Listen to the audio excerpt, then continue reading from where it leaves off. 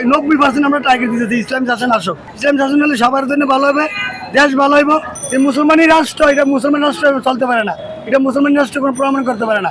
যে যার ইচ্ছা মতো চলতে আছে, যার ইচ্ছা মতো করতেছে, সবার মা বোন আছে, কোনো অধিকার নাই, কোনো আইন নাই, কোনো কিছু নাই, যার যেমনি যে ইচ্ছা আছে এমনি করতে আছে।